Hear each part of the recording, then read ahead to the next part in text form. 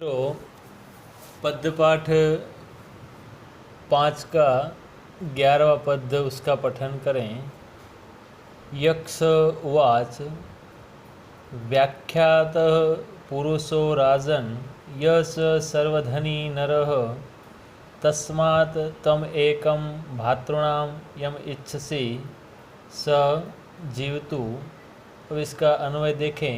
यक्ष उवाच हे राजन, सर्वधनी पुरुषः य नरः व्याख्यात च तस्मात् त्वं भातॄणां यम एकम इच्छसि सह जीवतु।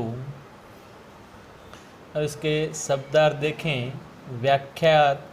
व्याख्यातः यानी व्याख्या की गई है अथवा समझाया गया है। सर्वधनी यानी सभी धन से युक्त अथवा तो सभी प्रकार से धनी। अब अन्वय के हिसाब से इसका अनुवाद देखें। यक्ष उवाच, यक्ष ने कहा, हे राजन, सर्वधनी पुरुषः सभी धन से युक्त हे राजन, य नरः व्याख्यात च तस्मात् तुम्हारे द्वारा उत्तम व्याख्या की गई है। त्वं भातॄणां यम एकम इच्छसि सह जीवतु।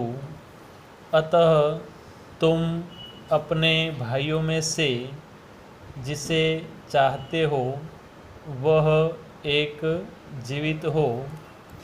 जब यक्ष के द्वारा इस प्रकार कहा जाता है तो युधिष्ठिर कहते हैं, युधिष्ठिर उवाच आनुशंस्यं परो धर्म परम अर्थ च मे मतम् आनुशंस्यं चिकीर्षामि नकुलो यक्ष जीवतु।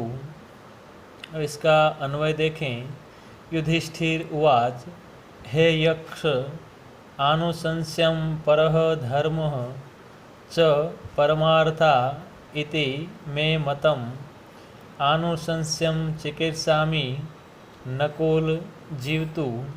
अब इसका शब्दार्थ देखें।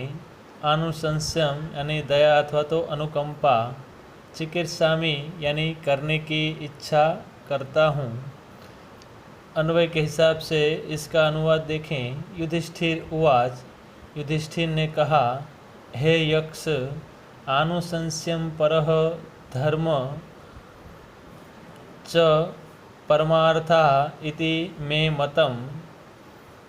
हे यक्ष, मेरे मत के अनुसार श्रेष्ठ वस्तुओं में दया ही उत्तम धर्म है। आनुशंस्यम चिकीर्षामि, मैं अनुकंपा करने की कामना करता हूँ। नकुल जीवतु, अतः नकुल जीवित हो। तो यहाँ 12वें पद के अंदर यक्ष के द्वारा जब कहा जाता है कि तुम्हारे सभी भाइयों में से किसी एक को तुम चाहो तो जीवित कर सकते हो, तब अनुकंपा अथवा तो दया को ही धर्म समझने वाले युधिष्ठिर ऐसा कहते हैं कि मैं अनुकंपा को ही सबसे उत्तम धर्म मानता हूँ और वही करना चाहता हूँ। इसलिए नकुल ही जीवित हो, क्योंकि युधिष्ठिर, भीम और अर्जुन ये कुंती पुत्र थे और नकुल और सहदेव दोनों माद्री के पुत्र थे, जिसमें से कुंती के पुत्र के रूप में युधिष्ठिर हयात थे और माद्री के दोनों पुत्रों में से कोई एक यानी सबसे छोटा नकुल जीवित हो, ऐसे वो अनुकंपा दिखाना चाहते हैं। इसलिए वो यहाँ इस प्रकार कहते हैं। अब इसका अंतिम पद देखें तो 13वें पद के अंदर यक्ष उवाच तस्य ते अर्था च कामाच्च आनुशंस्यं परम मतम तस्मात् ते भ्रातरः सर्वे जीवन्तु भरतसर्व।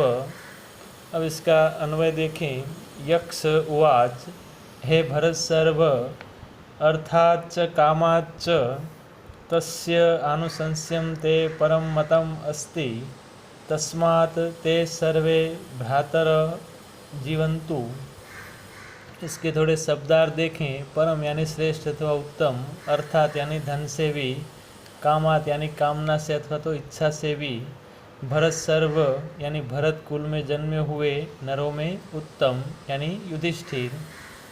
अन्वय के हिसाब से इसका अनुवाद देखें। यक्ष उवाच, यक्ष ने कहा, हे भरत सर्व, हे युधिष्ठिर, अर्थाच्च कामाच्च तस्य आनुशंस्यं ते परम मतम, तुमने धन से और कामना से भी अधिक दया को श्रेष्ठ धर्म माना है।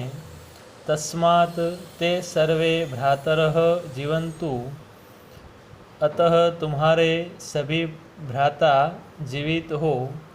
तो युधिष्ठिर द्वारा दिए गए प्रत्युत्तरों से प्रसन्न होकर अंत में यक्ष कहता है कि तुमने धन संपत्ति अथवा तो कामना इच्छा से भी अनुकंपा को श्रेष्ठ धर्म माना है, इसलिए मैं तुम्हारे सभी भाइयों को जीवित करता हूँ।